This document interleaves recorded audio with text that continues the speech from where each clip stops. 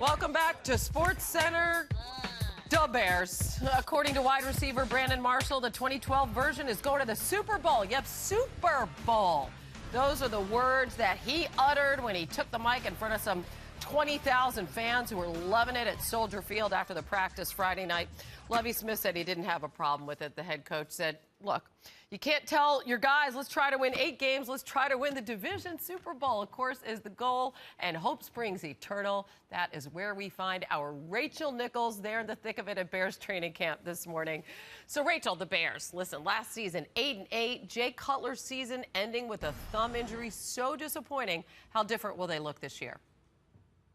Well, they hope a lot different, Hannah, and no one is more excited about this than Jay Cutler. Looking at all the changes they made this offseason, he showed up at training camp and said that he felt like a kid at Christmas, just so many new toys to play with, and you can see why. Take a look here. They, of course, brought in Brandon Marshall, his old friend from Denver, and the receiver with whom he's had the most success in the past.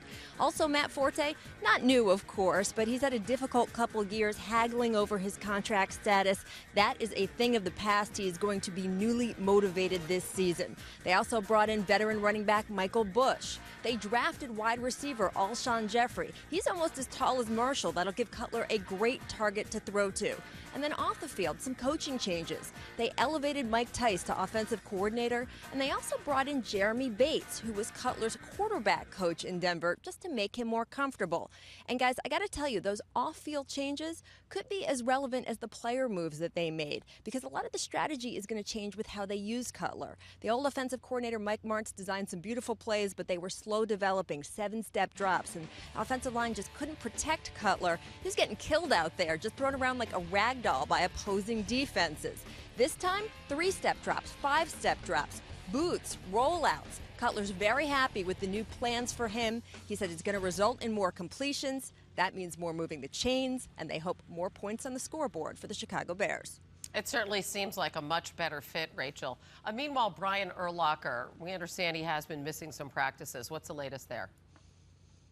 Well, he injured some knee ligaments the last game of the regular season, and when he came back this training camp, Lovie Smith said, hey, he expected him to be fine, and it looked like he was fine. Urlacher participated in practices, went through 3 over the first 4 days of training camp, but then some soreness made him sit out a practice, and then another practice. It's been 4 practices in all, and he's also scheduled to miss the team's exhibition game on Thursday.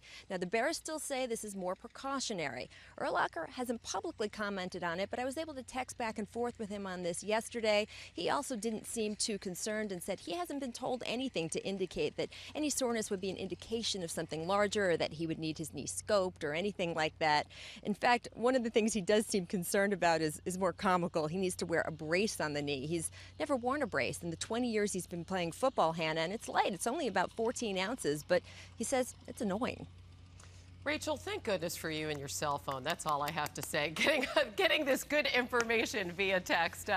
That's Rachel Nichols with all the latest from Bears camp in lovely Bourbonnais, Illinois. Thanks, Rachel. Thank you.